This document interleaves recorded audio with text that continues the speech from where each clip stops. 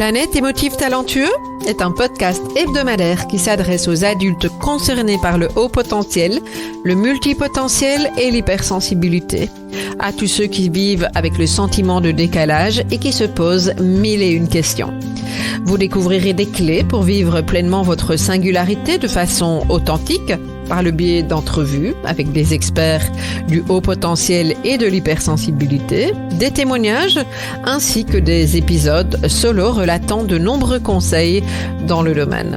Planète émotif talentueux est animé par Nathalie Alsten, senior coach, thérapeute, auteure du livre Émotif talentueux, être soi autrement et fondatrice du congrès Douance, le seul congrès virtuel en francophonie destiné aux adultes surdoués et hautement sensibles. Bienvenue chez vous, en direct de la planète Iti.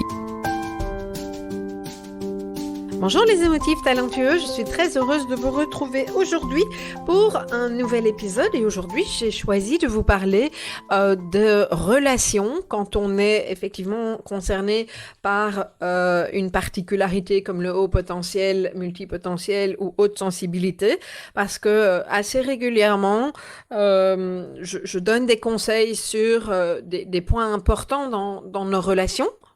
Puisqu'on a tous besoin de relations, mais on ne les vit pas tous de la même manière. Et ce que j'ai pu constater, c'est qu'il y a des points importants dont je vais vous parler juste après dans cet épisode.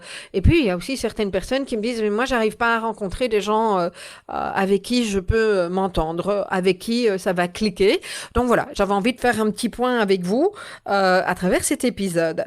Alors, effectivement, il y a quelque chose, il y a pas longtemps, j'ai posté sur Instagram une citation qui dit quelque chose du style l'importance de s'entourer de personnes qui fonctionnent comme nous et qui sont concernées par notre singularité.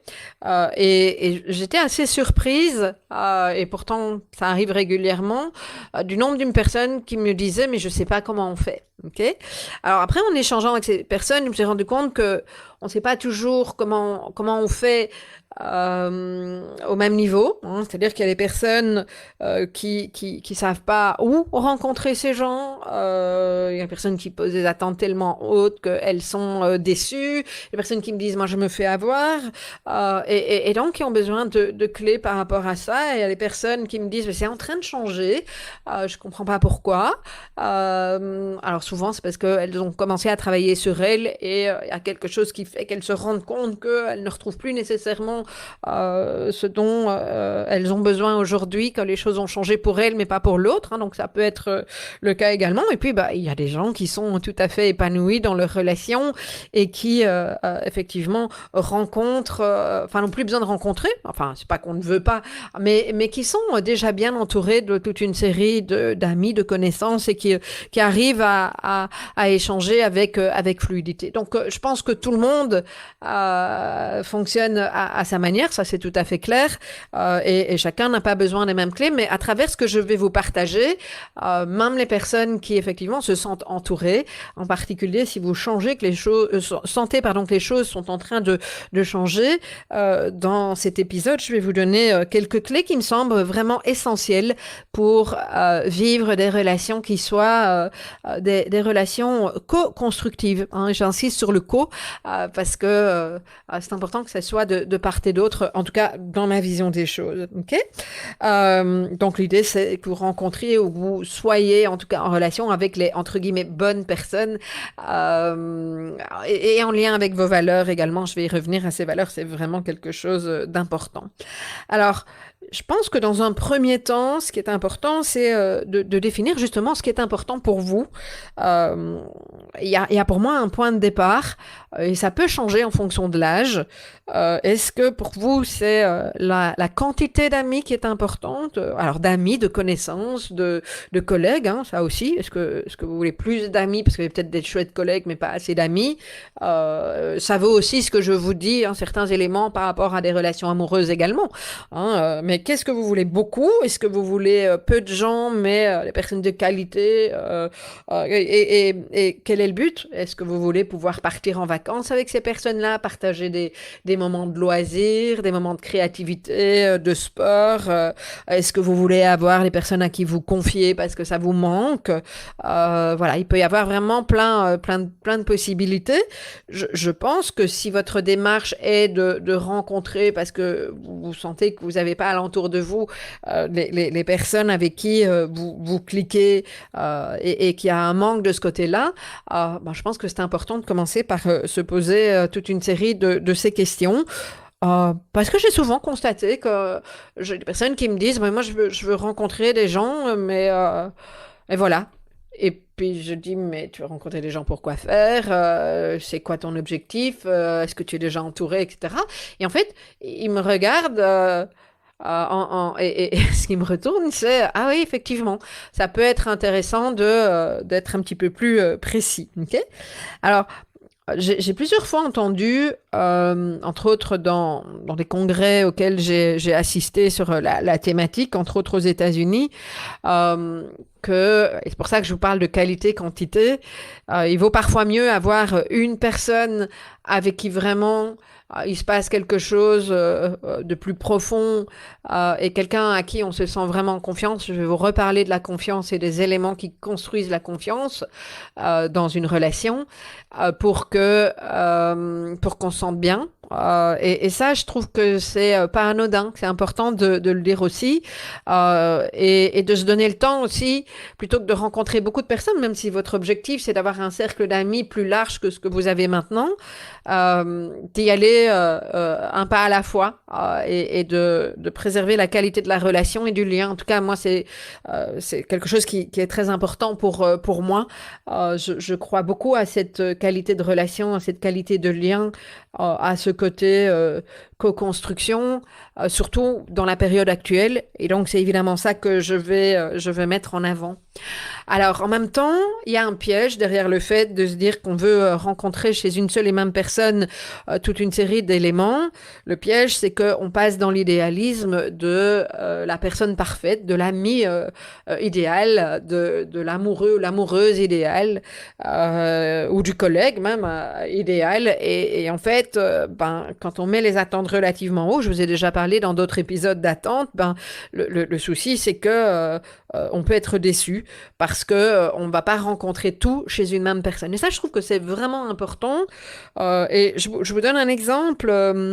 Moi, pendant très longtemps, j'ai été entourée, c'est un peu moins le cas aujourd'hui, mais j'ai été entourée puisque je consultais en individuel en tant que coach et psychothérapeute.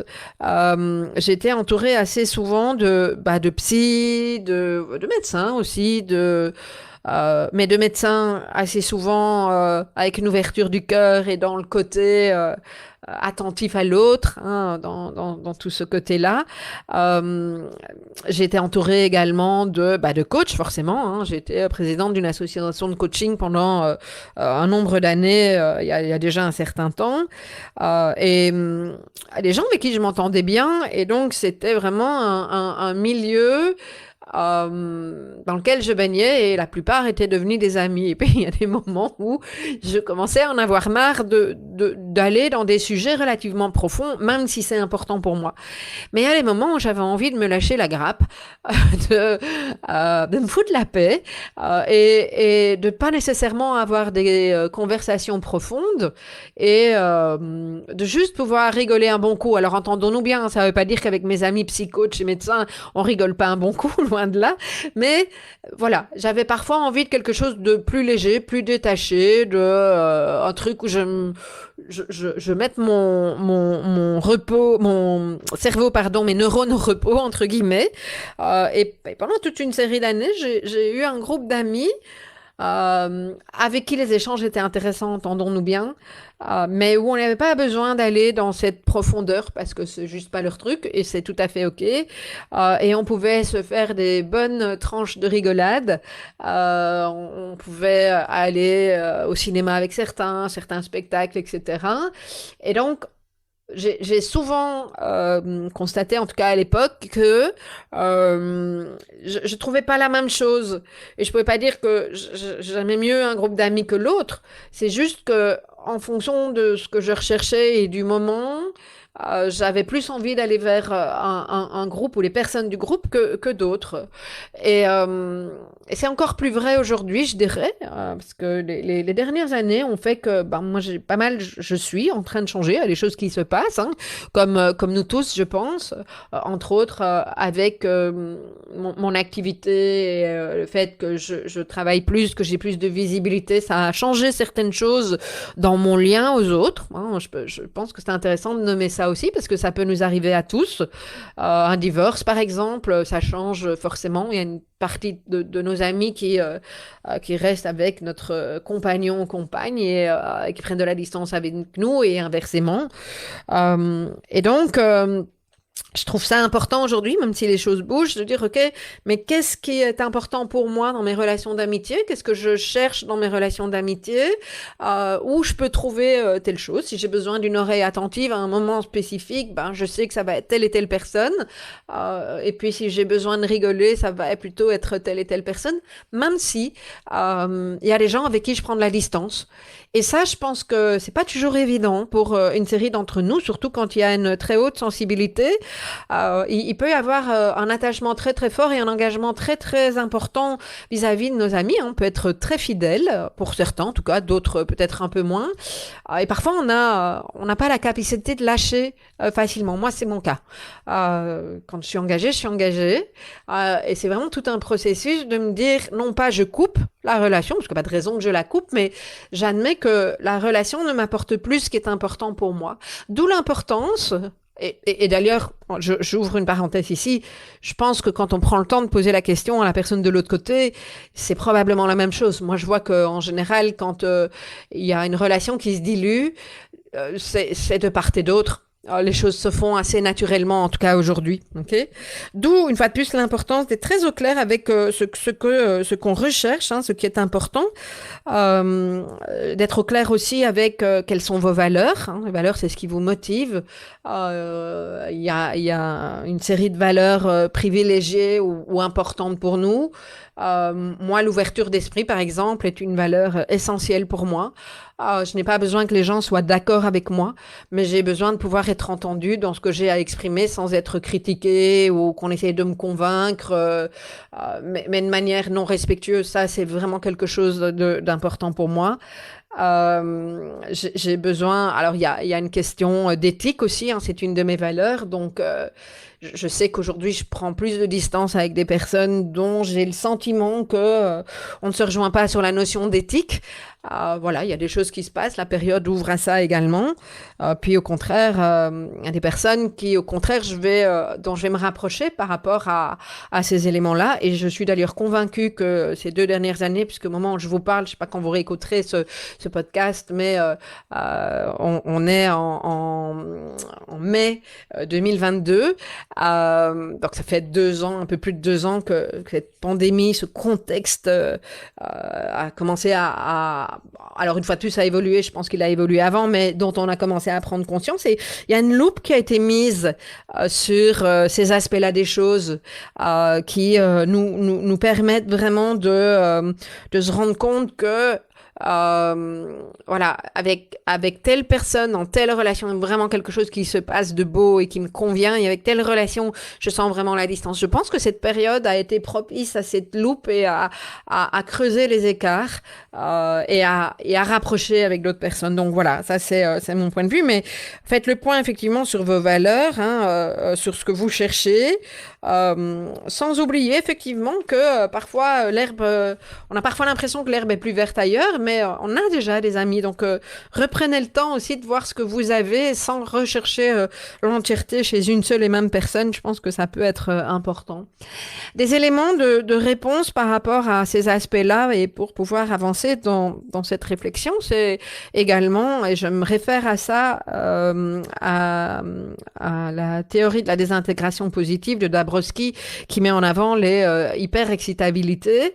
Donc effectivement, si vous êtes stimulé par un des aspects, hein, si vous n'avez pas entendu un des épisodes est consacré à ça, un des épisodes du podcast, je l'ai consacré à ça, donc vous pouvez réécouter cet aspect. Il y a des différents éléments qui peuvent vous stimuler, hein. Il y a tout l'aspect intellectuel. Donc, si vous êtes concerné par le haut potentiel et que le côté intellectuel, et en particulier sur un sujet en particulier précis, vous parle, alors je vous invite vraiment à identifier ça et à échanger sur ces sujets-là avec des personnes qui sont stimulées par le même genre de sujet ou par le côté intellectuel, effectivement. Il y a l'aspect auquel on ne pense pas forcément, mais qui fait aussi partie de ces hypersimulabilités, c'est la partie créative. Donc, moi, je sais que parfois, j'échange avec des amis en cherchant des solutions. On refait le monde. On se questionne comment on pourrait amener les choses, ou bien la créativité, c'est plein de choses. Hein. C'est quelles solutions on pourrait amener, comment... alors aussi des gens qui sont dans... On peut aussi associer l'artistique à la créativité, pas que ça, mais moi, j'adore échanger sur le journal créatif avec certaines personnes. Donc, même chose, identifier ce qui est important et ce qui vous relie à certaines personnes pour pouvoir échanger alentour de ça. Il y a tout l'aspect émotionnel aussi. J'ai des amis qui ont une magnifique conscience émotionnelle, conscience d'eux, une belle présence. Et pour moi, ça, c'est un des éléments vraiment, vraiment importants aujourd'hui. Donc, je parle de l'aspect émotionnel, mais développé. Hein. Donc, des gens, entre guillemets, intelligents émotionnellement, qui ont fait ce travail et qui, comme je le dis, qui ont cette présence, cette écoute, cette ouverture du cœur. Ça, pour moi, c'est vraiment quelque chose d'hyper important. En tout cas, ce dans quoi je me trouve bien aujourd'hui.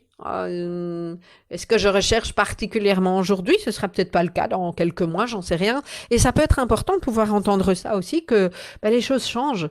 Et ce qui est vrai, ce qui a été vrai à un moment donné n'est plus certainement, n'est plus nécessairement, vrai aujourd'hui. Hein, et ça demande de revenir régulièrement à nous par rapport à cet aspect-là des choses. Alors, dans la stimulabilité, il y a aussi le côté psychomoteur. En fait, je me suis posé la question, et psychomoteur, ça peut se traduire aller courir avec quelqu'un, du sport, bouger avec la personne, le fait qu'on se retrouve aussi avec quelqu'un qui a besoin d'être dans l'énergie et plutôt yang, etc.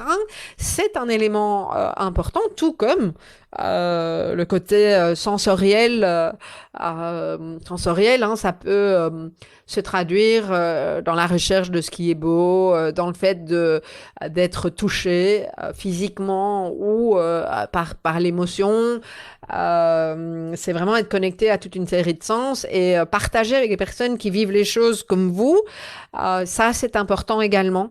Ça peut paraître peut-être un petit peu atypique, et moi je trouve que c'est en parlant, en identifiant ça, que ça peut nous ouvrir une possibilité à laquelle on n'avait pas pensé dans notre recherche de rencontres. Je vous donne un autre exemple, alors quelque chose de plus concret. Si pour vous la poésie est absolument quelque chose qui vous fait du bien, ou la musique, un type de musique, ça peut être vraiment chouette de pouvoir partager ça avec quelqu'un de votre entourage. Et si vous n'avez pas encore une personne qui partage ça avec vous, de trouver un moyen de rencontrer une personne qui partage ça avec vous. Toujours, et j'insiste en faisant le parallèle avec cette notion de valeur. Et j'insiste aussi sur la valeur. Quand je vous ai parlé par exemple tout à l'heure de la valeur d'ouverture, qu'est-ce que ça veut dire pour vous, ouverture? Comment ça se traduit? Parce que vous pouvez avoir en face de vous quelqu'un qui va vous dire qu'il a une valeur d'ouverture, mais qui ne traduit pas la valeur d'ouverture de la même manière que vous. Okay? Donc c'est important de se rendre compte dans la façon dont ces valeurs de se rencontrer, dans la façon dont ces valeurs se traduisent. Voilà. Alors, où se rencontrer, je trouve que toute une série d'éléments que je viens de vous donner vous ouvrent a priori déjà des pistes. dans quel type d'environnement je vais rencontrer les gens qui aiment bien telle thématique, qui sont intéressés par telle thématique ou qui ont besoin d'échanger avec un certain niveau intellectuel, où je vais trouver des gens qui effectivement ont besoin de bouger, etc. Enfin, voilà, ça donne déjà des clés. Alors, il y a plein de possibilités, hein. Je pense que c'est en questionnant alentour de vous, etc., que vous allez pouvoir vous rendre compte. Mais en tout cas, il y a une chose qui est très, très claire, qui est évidente et que je suis sûre que vous serez d'accord avec moi. Mais néanmoins, je le nomme parce que parfois, les gens qui me disent rencontre personne et je leur demande ce qu'ils font, ils me disent, bah, en gros, ils me le disent pas comme ça, évidemment, mais ils restent chez eux. Alors, moi, je suis désolée, mais je n'ai jamais eu, dans les amis que j'ai aujourd'hui, il y en a aucun qui est venu frapper à ma porte et qui m'a dit, je voudrais être ami avec toi. Non. C'est chaque fois les gens que j'ai rencontrés à l'extérieur, dans des contextes différents, dans des contextes de formation, dans des rencontres professionnelles, dans des dîners, même des petits dîners, des gens avec qui j'ai cliqué. Mais ça suppose également d'aller un minimum vers les gens et de ne pas juger trop vite parce que j'entends souvent, hein, donc je me permets, mais parfois je suis vraiment désolée de voir des gens qui me disent qu'ils se sentent vraiment seuls, mais qui dès qu'ils rencontrent quelqu'un on dit ah ben non, celui-là non, parce que ceci et cela. Ah bah attends, t'as vu ça, ça et ça. Je trouve que ça vaut la peine, même si vous me dites que vous êtes intuitif et que vous sentez vite, et je peux tout à fait entendre ça, c'est quelque chose qui, chez moi aussi, fonctionne comme ça. On cherche tous, hein, bah, le clic qui se fait rapidement, mais j'ai quand même remarqué que dans certaines circonstances, ça vaut quand même la peine de s'intéresser à l'autre et de laisser l'autre s'intéresser à nous. Et ça passe. Je sais que c'est pas forcément simple pour une série d'entre vous. Ça passe aussi par, parfois, parce que ça fait partie des différents stades par lesquels on passe au niveau de la relation de confiance, parler de la pluie et du beau temps. Je trouve que c'est vraiment important, parler de la pluie et du beau temps, de poser des questions, de s'intéresser à la personne. Alors très souvent, ce sont des questions basiques, hein. Vous les connaissez probablement aussi bien que moi, où tu habites, qu'est-ce que tu fais dans la vie, t'as des enfants, ou des choses comme ça. Alors, je vous rejoins tout à fait, c'est le genre de questions ultra classiques. Je ne peux pas dire que je les aime, ces questions, parce que ça dit tellement peu d'une personne, mais en même temps, ça fait partie des codes dans lesquels souvent on rentre pour démarrer un échange, j'ai envie de dire. Alors, vous pouvez essayer d'autres choses, hein, mais ce que j'ai constaté qui pouvait effectivement être un vrai biais et qui pouvait faire fuir toute une série de personnes. Nous avons dans notre communauté parfois une jolie propension à identifier tout de suite certaines choses chez quelqu'un, à sentir très très vite, à remarquer les choses et sans veiller, et c'est ça qui est important, sans veiller à ce que la relation de confiance, à ce que le lien tout simplement soit déjà créé, hein. Quand je dis le lien il se crée. C'est pas parce que vous commencez à parler à quelqu'un qu'il y a un lien, il y a forcément dans un premier temps une distance, c'est normal qu'il y en ait une, ok? Et quand vous venez et que vous pointez paf sur un truc qui fait mal, quoi, nous, parce que je l'ai fait aussi, je fais moins aujourd'hui parce que j'ai appris, j'ai constaté que ça ne menait pas à grand chose de positif. C'est sûr que quelque part, si vous dites les 4 vérités à quelqu'un ou si vous pointez quelque chose que vous remarquez ou dans la façon dont vous le dites, ça peut être intrusif, ou dans la façon dont vous regardez quelqu'un. Et je pense une fois de plus qu'on a cette capacité de cerner très très rapidement les gens, à certains moments en tout cas. Ça peut être excessivement confrontant pour l'autre. Et ça peut être vécu comme quelque chose de pas bienveillant du tout. Donc mon propos ici, c'est pas de parler de la pluie et du beau temps parce que voilà, il y a rien de plus intéressant.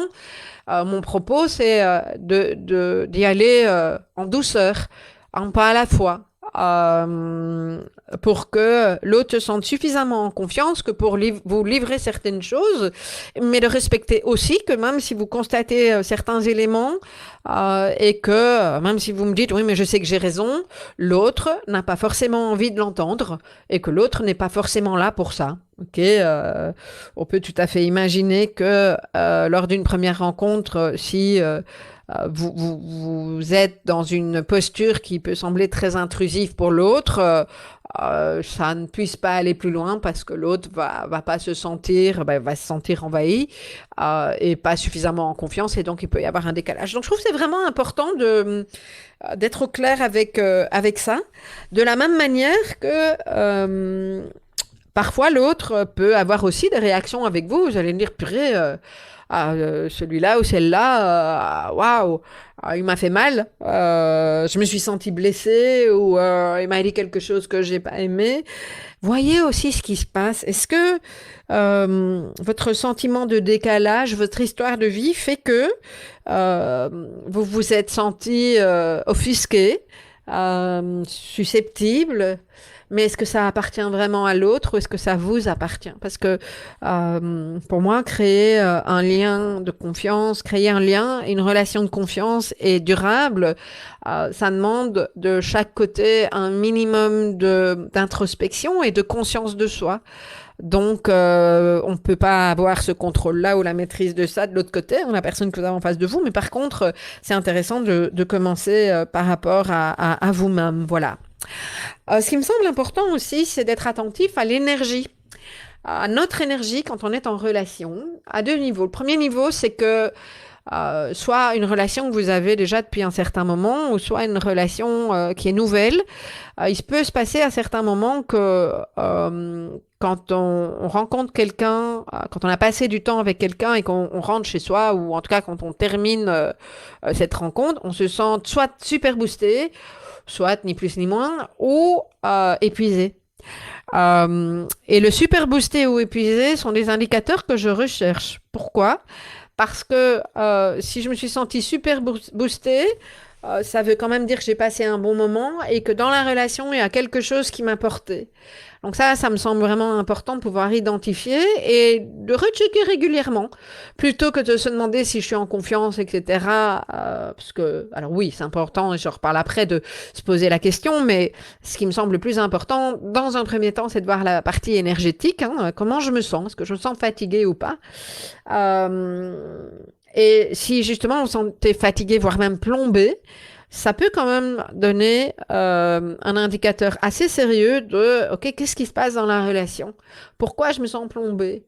Parce que la personne m'a posé des questions qui n'étaient pas justes pour moi, parce qu'elle a tout le temps parlé d'elle, parce que finalement on fait ce que la personne veut et puis moi je peux pas choisir. Qu'est-ce que c'est en train de dire cette fatigue, ce côté plombé, etc. Je trouve que c'est particulièrement intéressant de veiller à ça. En tout cas, moi ça me donne beaucoup d'indicateurs. Et l'énergie à un autre niveau aussi, c'est avant la rencontre. Ça, c'est plus quelque chose en lien avec la connaissance de soi et de notre manière de fonctionner. Alors, je me base sur le MBTI, qui est un outil que j'utilise dans, en tout cas, mon programme principal, 6 étapes pour se réaliser. Et je trouve très intéressant, le premier axe parle d'introverti et extraverti. Alors, pas comme on l'entend dans la société, mais en tout cas, ça répond à la question de comment je fais pour récupérer mon énergie, pour puiser mon énergie, me redonner de l'énergie. Une personne qui va avoir une préférence extravertie, c'est une personne qui va être nourrie par les échanges, qui va regagner de l'énergie. Donc, admettons que vous soyez super fatigué, et bien, le fait de rencontrer quelqu'un, le fait d'être en connexion, en tout cas avec des personnes à qui vous vous sentez bien, va vous redonner de l'énergie. Alors que pour les personnes qui ont une préférence introvertie, il y a un aspect qui est important, c'est d'abord de prendre soin de soi et de son besoin de repos, qui va se passer individuellement, qui va se passer de soi à soi, avant d'aller vers l'autre. Et ça, je trouve que être au clair avec cette notion-là, C'est vraiment quelque chose d'essentiel qui nous permet de se préparer, de réguler, d'être dans les bonnes conditions quand on est en relation parce que on sait ce dont on a besoin. Ok. En parlant de connaissance de soi, et ça vient aussi du MBTI, niveau 2, hein, puisque c'est celui que je travaille dans mes accompagnements. Hein. Je suis animatrice certifiée ou accréditée, je ne sais plus comment on dit sur le MBTI niveau 2.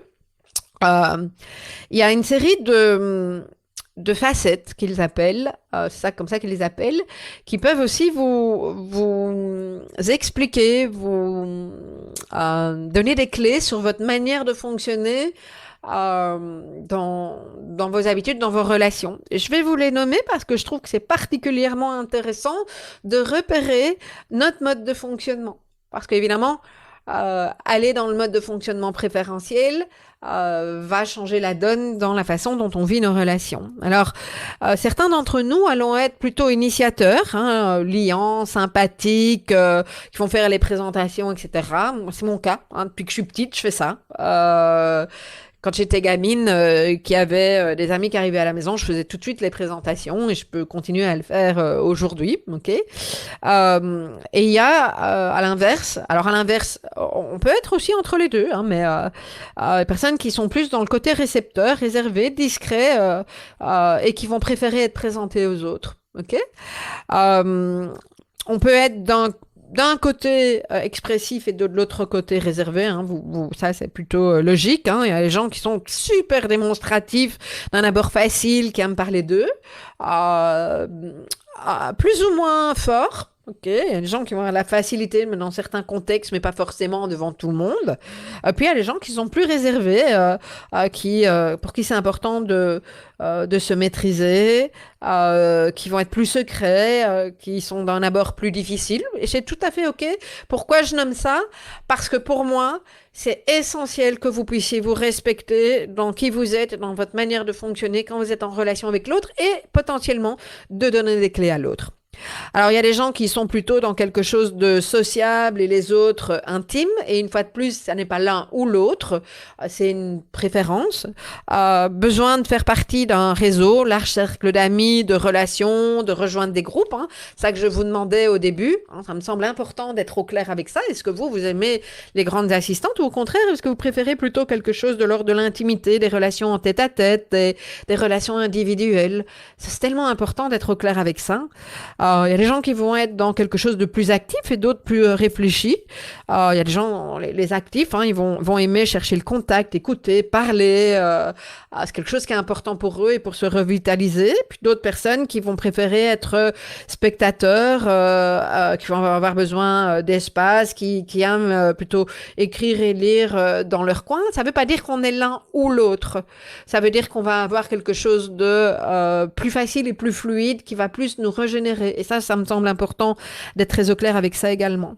Et puis, il y a les personnalités plus enthousiastes et les personnalités plus tranquilles. On en a tous alentour de nous, hein, des personnes enthousiastes, pleines d'entrain, énergétiques, qui cherchent parfois même à être le centre d'attention, hein, qui font rire tout le monde, etc. Alors, parfois, ça peut même agacer.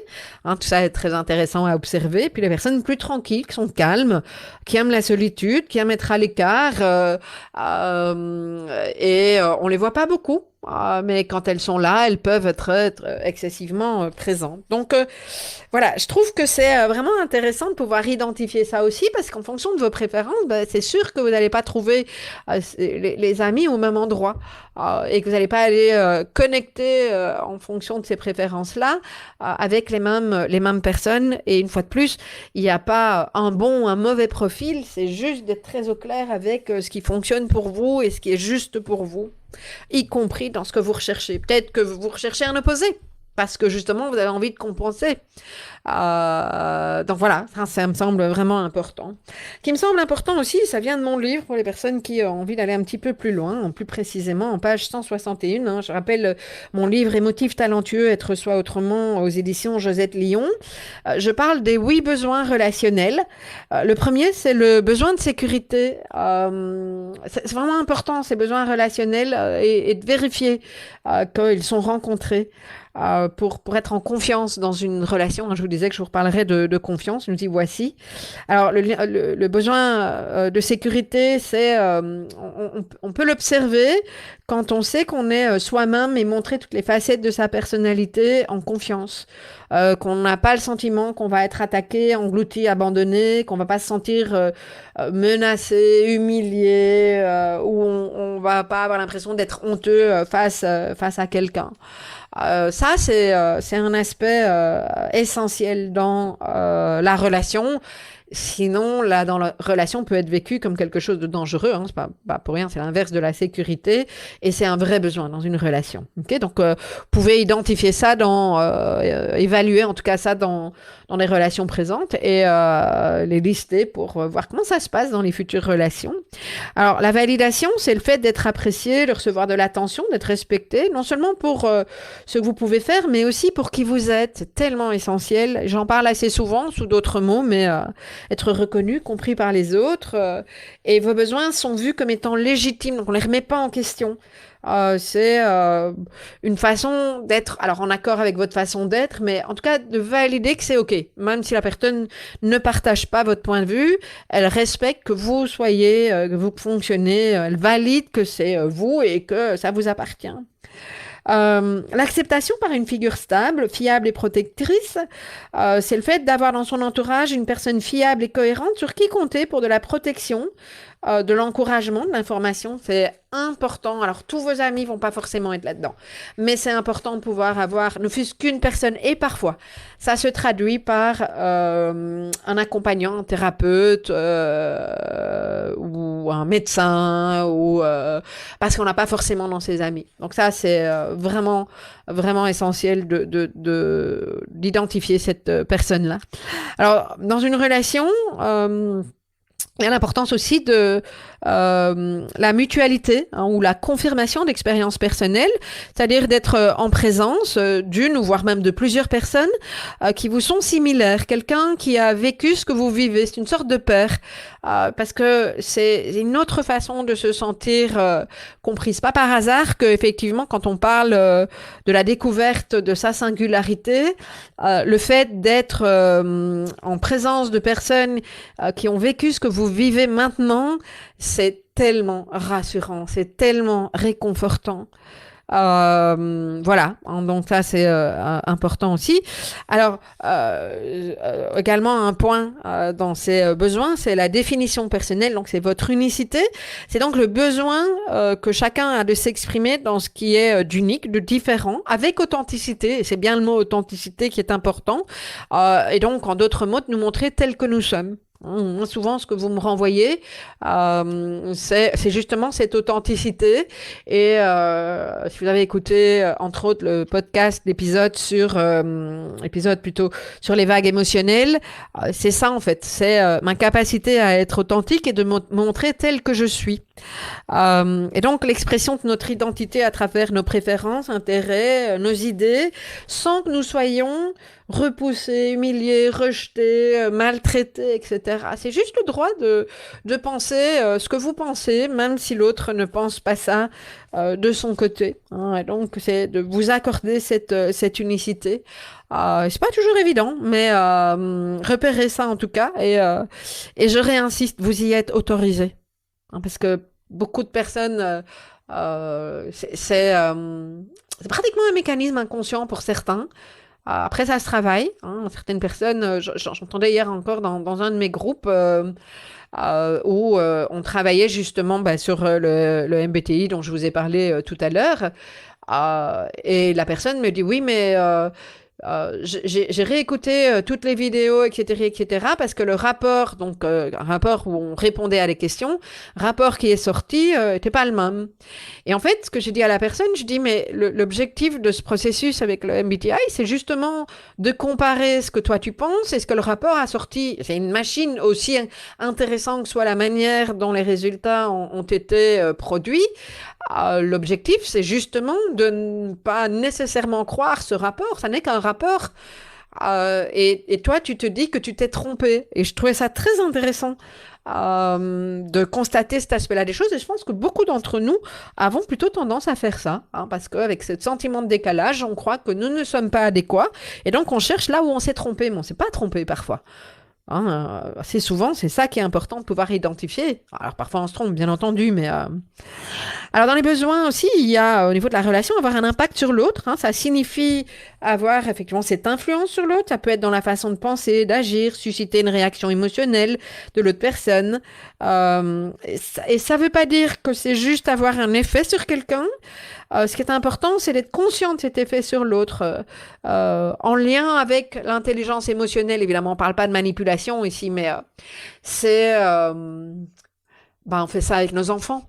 Le fait d'avoir... moi, je vois, par exemple... mes beaux-enfants, je me suis souvent dit qu'on les voyait qu'une semaine sur deux. Et moi, ça a été une partie de leur vie, puisque à un moment, j'ai rencontré leur papa et à un autre moment, on s'est séparés. Et je me suis parfois dit que j'avais pas pu avoir beaucoup d'influence parce que finalement, le nombre de semaines était compté. Et aujourd'hui, qu'ils sont plus grands, je me dis, mais si. Et ça correspond à ce que je vous dis maintenant, hein, c'est avoir un impact sur l'autre. Je me dis que toute cette petite graine que j'ai semée, hein, vous savez que moi j'aime bien parler de graines qui arrivent à maturité, ces petites graines que j'ai semées, je ne savais pas si elles allaient pousser, je ne savais pas ce qu'elles allaient donner, mais je peux constater aujourd'hui que ça a donné parfois des jolies choses, pas toujours, mais et ça c'est important, ça fait partie des besoins. Ok. Alors c'est pas toujours sur le long terme aussi, mais par exemple, quand les gens nous demandent, tiens, est-ce que tu as quelqu'un à me conseiller, etc. Je me suis parfois demandé, mais qu'est-ce qui fait que l'être humain a tellement besoin de conseiller, je sais pas moi, son médecin, son ostéo, etc., en tentant absolument de persuader l'autre que c'est le meilleur. Je pense que je peux me tromper, hein, mais j'ai l'impression que ça fait partie de ce besoin d'avoir un impact sur l'autre et aussi le besoin d'être utile. Hein. Je remets pas ça en question, mais voilà quoi. Alors il y a un point important aussi, et ça, je mets des clignoteurs alentour de ce besoin-là, c'est que l'autre initie aussi dans la relation. C'est excessivement compliqué quand l'autre est inerte. Je sais pas si c'est le bon mot, mais ça se traduit par notre besoin de savoir que l'autre va venir vers nous et initier le contact aussi, va faire quelque chose dans la relation, que ce soit pas nécessairement nous qui portions tout. Voilà, important également. C'est ce qui peut poser problème dans certains couples, par exemple. Et puis, le dernier besoin dans ces aspects, c'est celui d'exprimer et de recevoir de l'amour. Hein. Et de l'amour, c'est, dans l'amitié, c'est de l'attention, de la présence, toute une série de choses. C'est-à-dire que le besoin, c'est d'exprimer hein, ce qu'on a envie d'exprimer, ce qui est important, hein, l'amour et l'attention que chacun porte à l'autre, hein, que ce soit accepté et vu comme de la valeur, mais aussi de le recevoir, hein, avoir la possibilité de l'accepter. C'est pas toujours facile pour tout le monde, dans un sens ni dans l'autre, pleinement la valeur de cet amour et cette attention, parce que certaines personnes n'y arrivent pas et ça peut parfois être relativement douloureux. Donc voilà, ce sont des points que j'avais envie de... Parce qu'on parle pas souvent de ces éléments-là et moi, ça m'a beaucoup aidé. J'ai trouvé ça important, donc j'avais envie de vous les partager. Voilà, ok. Alors, un point qui me semblait important dans le côté relationnel avant d'être pas très loin de la conclusion, une série de personnes dans notre communauté m'ont partagé ce besoin d'être seul, d'être en retrait.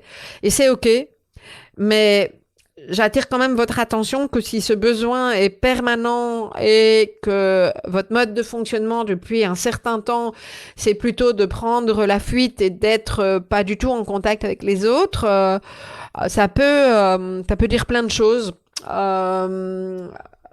Et une des hypothèses, je dis bien une des hypothèses, parce qu'il y en a des tas d'autres que je ne vais pas lister ici parce que ça serait d'une part fort long et que c'est pas mon expertise, donc j'aime bien être clair sur ça. ça peut être le signe, une fois de plus, c'est une hypothèse d'un trauma, de quelque chose qui n'a pas été digéré, de l'insécurité qu'on peut ressentir en étant face à l'autre. Et ça parle très certainement de votre histoire de vie. Hein, quand vous n'êtes pas dans la capacité de faire confiance, ça n'est et qu'effectivement il y a quelque chose de l'ordre de l'insécurité, ça n'est pas nécessairement lié à la partie au potentiel et aux sensibilités, mais à autre chose. Et là où la haute sensibilité et le haut potentiel jouent, c'est l'intensité de ce qui est vécu dans cette insécurité. Okay, donc, très important de clarifier ce qui s'est passé dans votre histoire de vie. Et ça demande un accompagnement thérapeutique. Okay. Alors, en conclusion, 4 points qui me semblent importants pour pouvoir boucler sur cette thématique des relations. Première chose, soyez le plus au clair possible sur ce qui est important et essentiel pour vous dans une relation ou dans les différents types de relations que vous recherchez. Soyez en deuxième lieu attentif à où vous placez vos attentes, en sachant que au plus vous les placez haut, au plus vous risquez d'être déçu ou de ne pas rencontrer les personnes que vous souhaitez rencontrer. Donc ça me semble important également. Même si je peux constater, je n'en ai pas parlé, donc je le glisse ici, que j'entends souvent des personnes qui me disent que quand elles ont fait un certain chemin de travail sur elles, voire même de développement spirituel, elles rencontrent moins de gens. Et moi, je dis souvent, c'est comme une montagne. Il y a eu quelque chose qui s'est fait dans mon livre. Je parle de paliers, d'ailleurs, et de différents niveaux de paliers. Et il arrive un moment où quand il y a des différences de paliers entre différentes personnes, c'est un petit peu comme si vous êtes beaucoup plus haut sur certaines marches et d'autres. C'est pas une question d'être mieux ou pas, c'est pas du tout ça. C'est juste une métaphore. Il arrive à un moment donné, on ne sait pas se rejoindre parce que la distance est trop importante. Et du coup, plus on va de l'avant et on s'élève, je vais dire les choses comme ça, au plus on peut se sentir seul quelque part en haut. C'est là où je reviens à ce point qui me semble important, qui est celui de... Alors moi, je dis redescendre dans la vallée et de reconnecter avec des gens avec qui sont peut-être pas dans cet esprit spirituel, etc., mais où vous allez trouver des choses très terre à terre et qui vont peut-être vous faire du bien. Donc, explorer cet aspect-là des choses. Donc voilà, hein, je le lis aux attentes. Hein, donc, premier point, clarifier ce qui est important pour vous dans la relation. 2, soyez vigilants à vos attentes et où vous les placez et qu'est-ce qui fait que vous pouvez être déçu. 3, écoutez votre énergie, ça c'est vraiment une clé ultra importante. Et puis 4, donnez le temps à la relation de se construire. Il y a quelque chose qui peut être très binaire dans notre communauté. J'ai souvent constaté, alors binaire, je sais pas si c'est le bon mot, mais il arrive un moment où vous faites toute une série de checks. Ah oui, ça, je peux accorder ma confiance. Et c'est normal, ça fait partie du processus de mise en relation et de développement de la confiance. C'est pas parce que vous avez identifié un élément de confiance que systématiquement vous pouvez accorder toute votre confiance à la personne. La confiance, elle se construit. La confiance, elle se construit à 2. Et la confiance, elle se construit pas en 3 jours. Ça me semble vraiment important. Voilà. Je pense que j'ai fait déjà un bon tour. J'essaie toujours de faire de plus en plus court mes podcasts. Si j'y arrive pas, voilà. Bon, j'espère que c'est ok pour vous. Je vais me mettre un petit défi. Ça pourrait être le thème d'un autre podcast. Comment faire court quand on veut faire compliqué et qu'on veut tout expliquer. Et encore, j'ai l'impression que je n'ai dit que le minimum du minimum. Mais voilà. Alors, pour clôturer, si vous n'avez pas encore mon magazine Regard pluriel sur le haut potentiel, hein, dans ce magazine, je vous rappelle que je parle vraiment de plusieurs thématiques, hein, le multipotentiel, le haut potentiel, la haute sensibilité. On parle aussi de différentes thématiques. On va parler parfois du travail, des relations de couple. On va te donner des exercices, des conseils. Il y a des interviews de différentes personnes. Donc voilà, on essaie toujours de vous donner un chouette contenu et les retours en général sont vraiment très très chouettes. Je vous donne des clés également. Il est coécrit, hein, je suis pas la seule à écrire dedans. Je vous donne des clés également dans ce magazine et pour pouvoir le recevoir, le télécharger gratuitement puisqu'il se télécharge directement. Vous composez 3 fois W, motif avec un s-talentueux au pluriel, donc un x.com / magazine avec un z. Voilà. Donc je répète, émotif fs-talentueux avec un x.com / donc le slash c'est barobique magazine au singulier. Voilà, j'étais très contente de partager cette thématique avec vous et je vous retrouve la semaine prochaine pour un nouveau thème. À bientôt.